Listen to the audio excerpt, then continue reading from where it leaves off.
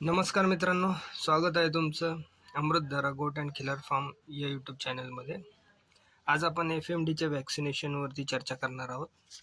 तर हा जो FMD हा आजार जो आहे, FMD म्हणजे फूट अँड माउथ डिसीज, याला मराठीमध्ये लाळ्या खुरकूत म्हटलं जातं. तर या आजारामध्ये नक्की प्राण्यांना काय त्रास होतो? तर यामध्ये तोंडात जिभेला काटे येतात, खुरांमध्ये जखमा होऊन ते सडतात, प्राण्यांना व्यवस्थित चालता येत नाही, चारा खाता येत नाही, तोंडातून डाळ गाळण्यास सुरुवात होते आणि जर वेळीच आपण जर याच्यावरती इलाज जर नाही केला तर प्राणी दगावतात.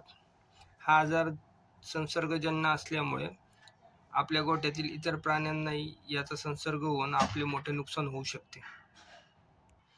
म्हणून हे वॅक्सिन पावसाळ्याच्या अगोदर करून घेणे खूप गरजेचे आहे.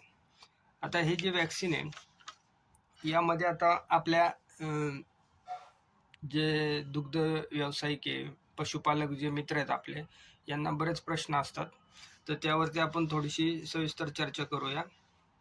आता हे आपल्याला जे गव्हर्नमेंटकडनं जे FMDचं वॅक्सिनेशन मिळतं, जे आपल्याला सप्लाय होतं, हे ॲक्च्युली रक्षा ओवॅक ट्रायव्हॅलंट आहे. याच्यामध्ये 3 वेगवेगळे स्ट्रेन्स अवेलेबल असतात, ज्यामुळे आपलं हे जे वॅक्सिन आहे रक्षा ओवॅक, FMD रक्षा ओवॅक, हे व्यवस्थित काम करतं आणि प्रॉपर याचा आपल्याला रिझल्ट चांगला मिळतो.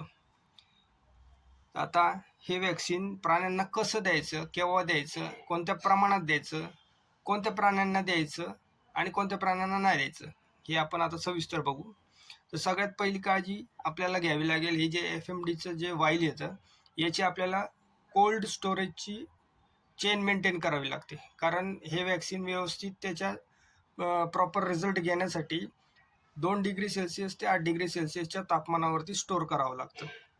जर तुम्हाला याची कोल्ड चेन मेंटेन करता नाही आली तर याचा तुम्हाला प्रॉपर रिझल्ट मिळणार नाही. आणि जर तुम्हाला प्रॉपर रिझल्ट पाहिजे असेल तर त्याचे कोल्ड स्टोरेज प्रॉपर तुम्हाला मेंटेन करून ते तुमच्या फार्मवरती आणावं लागेल. आता दुसरी काळजी काय घ्यायची, हे वॅक्सिन वापरायच्या अगोदर त्याला व्यवस्थित हलवून घेणे खूप गरजेचं आहे. ही वॅक्सिन आता आपल्या गोठ्यातील प्राण्यांना, मोठ्या प्राण्यांना, लहान प्राण्यांना, शेळ्यांना किती प्रमाणात द्यायचं हाही बऱ्याच पशुपालकांना प्रश्न असतो. तर मोठ्या प्राण्यांमध्ये याचं जे प्रमाण आहे ते 2 ml मोठ्या प्राण्यांमध्ये आणि शेळी मेंढी सारख्या प्राण्यामध्ये 1 ml आपल्याला डीप इंट्रामस्क्युलर हे इंजेक्शन द्यावं लागतं.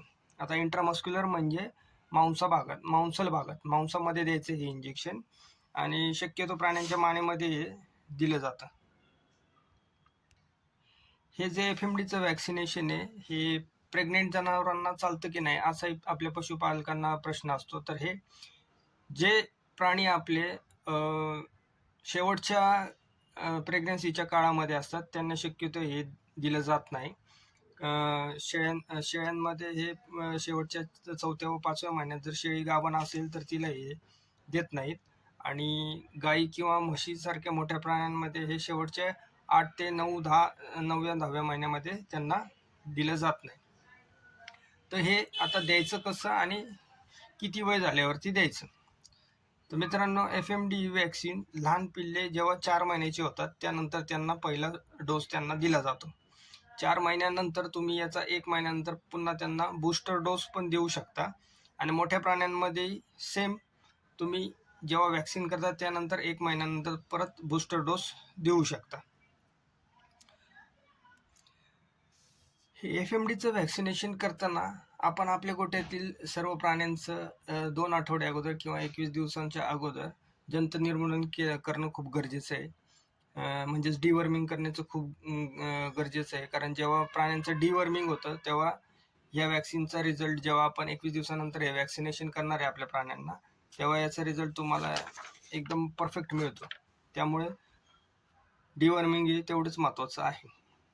तर आज आपल्या गोठ्यावरती आपल्या जनावरांचं FMDचं वॅक्सिनेशन चालू आहे. तुम्ही व्हिडिओमध्ये पाहतात ते कशा प्रकारे दिलं जातं आहे आणि